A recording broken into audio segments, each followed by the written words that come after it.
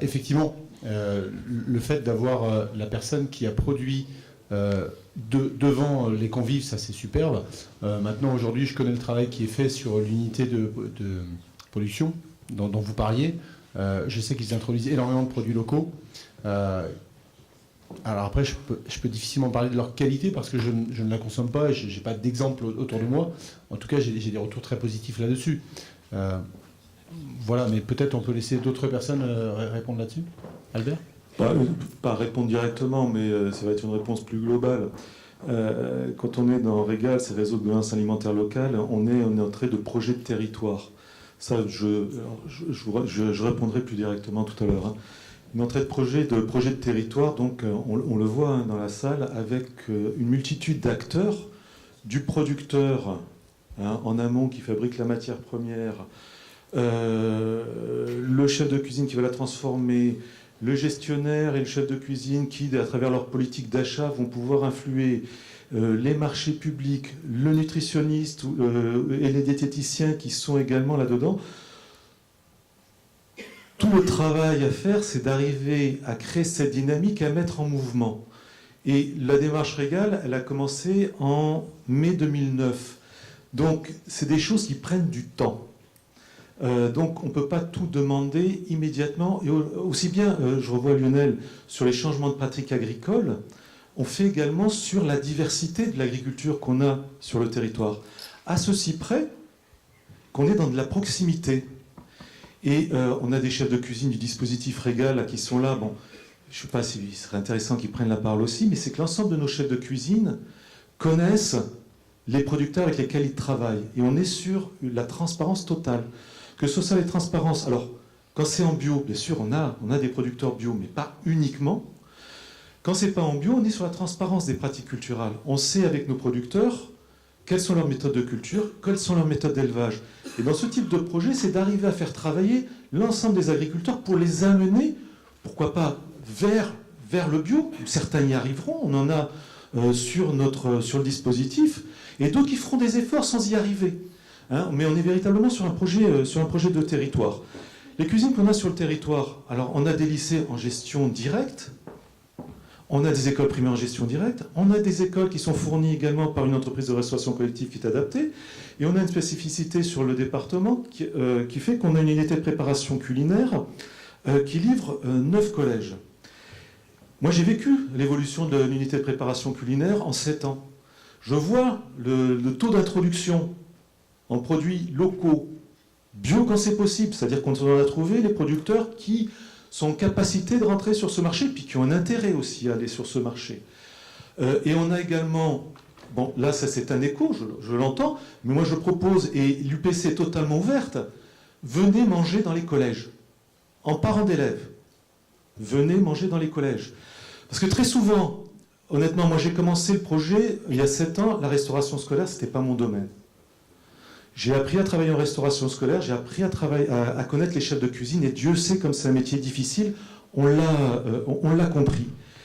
Mais très souvent, ce dont je m'aperçois, c'est-à-dire l'enfant qui rentre à la maison, il dit « C'était dégueulasse ce que j'ai mangé à midi ». Pourquoi ? Parce qu'il a mangé du brocoli, on l'a évoqué, parce qu'il a mangé un certain nombre de légumes qui... Dans ses pratiques alimentaires, il n'avait pas l'habitude de la manger. Le seul lieu où il arrive à retrouver ça, c'est effectivement dans une cuisine centrale, dans une cuisine en gestion directe. Ensuite, sur l'aspect cuisine centrale et cuisine gestion directe, sur la qualité des produits. Moi, personnellement, mais c'est un avis que je retire de 7 ans d'expérience, je ne suis pas certain parce qu'on est en cuisine en gestion directe qu'on mangera mieux parce qu'on est en cuisine, en cuisine centrale. La question, elle n'est pas là. La question sont les équipes de production que vous avez derrière qui sont en capacité de préparer ces repas. Et là aussi, les efforts se sont faits sur les 7 années. Que ce soit en gestion directe, que ce soit en cuisine centrale. Je peux vous donner des tas... Enfin non, je ne vais pas vous en donner. Mais il y a des tas d'exemples où ce n'est pas parce qu'on est en cuisine en gestion directe qu'on mange mieux que dans un collège. C'est faux. Maintenant, par rapport à cette problématique, quand je parlais de projet de territoire, c'est multi-acteurs, il y a également, en tant que parent d'élèves, mais venez sur Régal avec nous. Voilà, c'était l'invitation. Oui, merci, parce que c'est vrai que Non, mais je ne veux pas vous couper, Michel Amaldine, parce que quand on aura terminé la table ronde, vous ferez un mot de conclusion. Jean-Michel Le Cerf, vous vouliez dire quelque chose? Oui, excusez-moi. Hein. On passe du coq à l'âne. Revenir sur cette question précédente sur les produits laitiers. Il faut faire attention à ne pas tomber dans l'excès de produits laitiers. Il ne faut pas tomber non plus dans l'insuffisance. Très important chez les adolescents, en particulier, d'avoir des apports suffisants en produits laitiers, parce que c'est vraiment ça qui va déterminer leur masse osseuse ultérieure. Donc qu'on soit attentif à ce que demain on ait plus de légumineuses, mais qu'on n'ait pas forcément une suppression des produits laitiers. 2 fois par semaine les légumineuses, ça ferait multiplier par 8 nos apports en légumineuses, qui sont aujourd'hui de 1 fois par mois. Donc franchement, voilà. Qu'on soit attentif à la diversité alimentaire. Merci Jean-Michel. On a 2 demandes de parole encore, puis après il faudra qu'on aille vers le buffet. Je vous en prie, je ne vous vois pas, mais... Pardon, allez-y. Bonjour, oui. Jessica Teston, directrice du Pays Durance-Provence. Ma question et mes remarques sont plutôt à titre personnel, plutôt qu'au niveau professionnel. Donc je vous remercie, je remercie le Pays de Haute-Provence d'avoir organisé cette table ronde sur cette thématique avec les protéines végétales. Ça va dans le sens de l'avancement de la société. Vous avez évoqué donc les protéines végétales et leur meilleur apport peut-être au niveau santé et environnemental. En partie, vous avez fait référence à de nombreuses études. Là, récemment, vous venez de parler des produits laitiers, mais vous n'avez pas évoqué notamment l'étude Campbell de 2005 sur aussi toutes les qualités, enfin, les problèmes liés à une consommation, à un excès de lait. Je suis assez étonnée d'entendre aussi que l'on doit, au niveau des adolescentes, avoir une quantité de consommation de lait assez importante, puisque nous sommes un petit peu les seuls mammifères qui, après 3 ans, continuons à consommer des produits laitiers. D'autre part, j'ai été aussi étonnée, mais pas vraiment, en fait, c'est pas forcément le terme, sur le fait que le végétalisme était déconseillé, notamment par le docteur Le Cerf. Alors, je peux comprendre pour diverses raisons, mais la différence au niveau des nutriments que l'on a entre le végétarisme et le végétalisme, le seul problème que l'on peut avoir, je pense qu'en tant que nutritionniste, vous devez le savoir, c'est la vitamine B12. Et la vitamine B12 aujourd'hui, même si les omnivores et les végétariens en ont, ils en ont parce qu'effectivement, ils les ont trouvés dans les produits animaux, mais ces animaux qui ont la vitamine B12 ont été eux-mêmes supplémentés en vitamine B12. Donc elle n'est pas, le processus n'est pas aujourd'hui naturel, parce que la vitamine B12, on la trouve dans des micronutriments, et avec la qualité aujourd'hui de nos sols, très pauvres, autant l'eau, la terre, parce que justement avec l'utilisation des pesticides qu'on a utilisé avec l'industrialisation massive, il est compliqué de trouver aussi cette vitamine B12 à l'état naturel et directement en tout cas.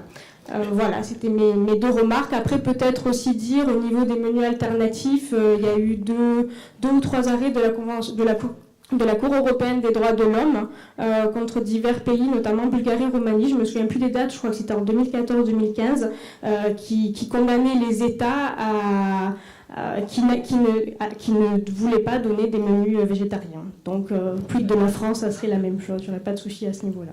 Merci madame, c'était plus un témoignage qu'une question, mais non, c'est une question, non, je vais réagir. Mais vous allez réagir, je suis absolument pas d'accord avec ce que vous avez dit. L'homme est omnivore. Effectivement, vous avez raison sur une chose, c'est que le petit de l'homme doit consommer le lait maternel, et que le lait maternel est le meilleur lait pour le petit de l'homme. Le lait de vache n'est pas du tout adapté. Mais une fois que le sevrage est fait, l'homme est omnivore. Il n'y a aucune raison de dire que l'homme ne peut pas manger le lait d'une autre espèce animale à l'âge adulte. C'est vraiment c'est ce qu'on appelle les antispécistes. Moi, je ne partage pas du tout votre point de vue. Le lait est un aliment qui a sa place, même si aucun aliment n'est indispensable, il a sa place, l'homme est omnivore. Ça, c'est la première chose. Et donc, je pense que là, ça n'est pas une bonne approche. Sur la vitamine B12, les régimes végétaliens ne permettent pas d'avoir d'apport suffisant en vitamine B12. Et si les animaux en ont, et en particulier les vaches en ont sans en manger, c'est parce qu'elles ont un rumen qui est capable d'en fabriquer. Et nous n'avons pas de rumen capable de fabriquer la vitamine B12. Donc nous devons absolument en manger. Le végétalisme est tout à fait respectable, mais ce n'est pas un mode alimentaire que l'on peut recommander. Il est insuffisant en vitamine B12. Il est souvent insuffisant en autres nutriments, en fer, en zinc, en calcium, et il est déficitaire en oméga 3. Alors on peut manger des microalgues, mais ça commence à devenir compliqué de manger des microalgues, de prendre des comprimés de vitamine B12, donc je n'encourage pas le végétalisme chez les enfants, ni chez les personnes âgées. Chez les adultes qui se supplémentent en vitamine B12 et en oméga 3, c'est acceptable. Mais je pense qu'il ne faut pas qu'on aille vers cette voie-là, sinon on va aller vers des crispations. Alors, on a encore une question, mais avant, Jean Montaga voulait dire un mot. Je voulais simplement Rapidement, Jean, vous remercier. Depuis 4 ans, je milite pour faire connaître le rapport Campbell et je suis ravi que vous puissiez le citer parce que si vous ne l'avez pas lu, lisez-le et vraiment c'est une expérience qui a été menée, qui est menée aux États-Unis et qui donne des résultats extraordinaires. Pour information, le rapport Campbell est une étude épidémiologique conduite pendant des années par le professeur Campbell aux États-Unis sur la nutrition et qui a été l'objet de 2 ouvrages, dont le dernier traduit aux éditions Les Arènes et l'objet d'un film qui s'appelle La santé dans l'assiette. Voilà, il y avait encore une demande de parole. Qui est-ce qui a le micro, pardon? Bonjour. Oui, donc juste, le rapport Campbell, je le connais bien et je ne trouve pas qu'il est convaincant quand il dit qu'il faut aller au végétalisme, parce que c'est ce qu'il dit, que moins on mange de produits animaux, mieux on se porte. Bon, il n'est pas convaincant, j'ai bien étudié ça. Alors, Non, mais c'est le problème on est toujours dans la quantité. Entre 0 et quelques pourcents, c'est pas la même chose. Bon, enfin, c'est un vaste débat, le rapport Campbell. Mais j'en profite, excusez-moi. Mais c'est intéressant, mais... Non, j'en profite pour dire une chose, que là, je mets, si je peux me permettre, ma casquette d'agronome, parce que c'est quand même important, je ne l'ai pas dit, que sans légumineuses, l'agriculture ne peut pas être durable. Parce que la légumineuse est la seule famille de plantes capable de fixer l'azote de l'air, donc de se passer d'azote chimique. Au niveau de l'équilibre des sols. Oui, merci de cet apport de l'ingénieur agronome. Madame, vous avez la parole. Merci. Bonjour, donc moi je m'appelle Camille Prache, je suis responsable commercial à Échange Paysan, donc on est une plateforme de produits locaux dans le 05. Nous aujourd'hui on essaie de structurer la filière viande, du coup aujourd'hui je vous remercie pour toutes vos interventions parce que c'était très intéressant. Pour essayer de vendre plus de viande au niveau local, j'ai entendu dire qu'on pouvait peut-être la mixer, enfin proposer de la mixer avec des protéines de soja séchées, texturées. Et je suis pas vraiment convaincue, donc je préférerais l'idée de proposer des grammages moins importants, mais il y a des chefs de cuisine ou des gestionnaires qui sont pas du tout dans cette approche-là encore. Et du coup, ma question c'était, est-ce que vous avez déjà testé ça? Est-ce que vous avez déjà entendu parler de ça? Ma question c'est plutôt pour les chefs de cuisine, je pense. Et qu'est-ce que vous en pensez? Jean Montaga, rapidement. Le soja texturé donne de très bons résultats. Par exemple, un parmentier, si vous voulez faire un parmentier classique, vous remplacez la viande par le soja texturé. Il y a plusieurs dimensions dans le soja texturé. De même qu'on parlait des bolognaises, on peut faire de très très bonnes bolognaises en mettant du soja texturé. Je vais vous proposer peut-être... Toute petite question rapide, excusez-moi, parce que je pense que tout le monde a faim. Olivier, dans l'émission Au Pays à 3V, je voulais juste poser une question sur les filières de production, parce que là, vous parlez, donc, on a un département diversifié où on trouve des pois chiches, des lentilles, du petit épeautre. Vous parlez de produits comme du soja texturé, du lait de soja, des légumineuses qu'on ne trouve pas chez nous. Donc, je voulais juste poser une question sur la filière de production. D'où vient ce soja? Notamment le soja, mais pas forcément que le soja. C'est-à-dire que voilà, le produit qu'on va proposer aux enfants, quelle est son origine derrière et d'où il provient? Oui, alors le soja qu'on utilise en bio, il est produit dans le sud-ouest. C'est la plus grosse production de soja bio. Voilà. Notamment via les réseaux Biocoop Restauration. Voilà. Il y en a ici, excusez-moi, moi je viens du sud-ouest. Voilà, bon, vous avez la réponse dans la salle. Voilà, je suis Joël Pichon Je représente l'entreprise Tosolia et nous sommes producteurs de tofu, notamment. Aussi en haché végétal à la bolognaise. Et notre soja, donc on le prend, c'est de ce département d'Alpes-de-Provence et de Rome. Du soja bio, bien sûr, sans OGM. Voilà, c'était pour préciser que le soja, il vient donc il vient bien d'ici. Et Tosolia est une très belle produit. Voilà, est une entreprise donc qui se trouve dans les Alpes-de-Provence à Revez du Bion. Et d'ailleurs, par rapport au tofu, nous on a expérimenté depuis quelques années des carbonara au tofu mariné qui marchent très bien. Jean pourra vous en parler. Voilà. Voilà, Madame Hatt souhaitait dire un mot. Juste pour la dame qui parlait de mélanger, c'est bien ce que j'ai compris, n'est-ce pas, la viande avec des protéines végétales. Enfin, je ne sais pas, dans l'idée, il y a le mieux manger des protéines animales, mais pas forcément les mixer avec des protéines végétales. Est-ce que c'est moins de protéines animales et mieux de protéines animales? Vous voyez ce que je veux dire? En termes de qualité, ça donne quoi? Vous vouliez conjuguer les deux formes de protéines, en fait, pour doubler la mise. Non, le but, c'était de pouvoir intégrer du coup de la viande bio et locale, du coup en moins grande quantité, et de les mixer avec ce genre de protéines de soja. D'accord. Alors, moi, si je peux juste compléter, effectivement, j'ai déjà utilisé ce type de produit. Alors j'entends qu'il y a aussi un but, entre guillemets, commercial, si je puis dire, pour pouvoir aussi proposer de la viande mélangée avec autre chose. C'est pas du tout mon avis. Je respecte effectivement des sociétés qui font la production. Je pense à Tosolia notamment, qui est spécialisée là-dessus. Pour moi, je pense aux Hautes-Alpes, puisque vous êtes sur les Hautes-Alpes, je crois. C'est ça? Vous avez de la viande d'excellente qualité. Je trouve qu'il vaut mieux faire la promotion de la viande de très bonne qualité et peut-être faire la promotion de produits type soja ou autre.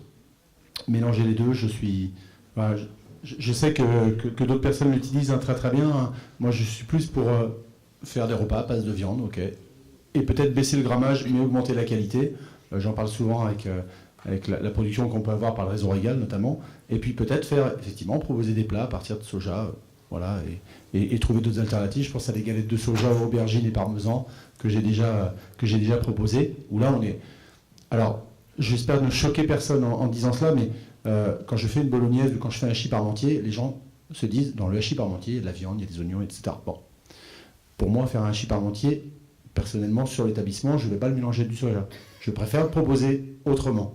Voilà. Je ne sais pas si c'est un élément de réponse, mais vous me demandiez mon avis aussi en même temps. Ouais. Si. En fait, le truc, c'était juste de dire, sur par exemple, un service de 600 kg de bourguignon, pouvoir acheter à chaque fois 30 kg de bourguignon en local et en bio, et y ajouter ces protéines Mais moi, c'était pas du tout dans un but commercial. En fait, on m'a dit ça pour arriver à faire vendre, en fait, avoir tous les services en local. En fait, c'était ça le but de la manœuvre. Mais j'étais pas sûre. Enfin voilà, je suis pas sûre de la qualité après de la cuisine. Proposer des fiches techniques pour associer les deux, comme dans un parmentier ou pour guider les cuisiniers. On vous a compris. Mais, si vous voulez bien, on va être pris par un timing tel qu'on va devoir, à mon sens, suspendre là. Mais je vous propose de poursuivre autour du buffet.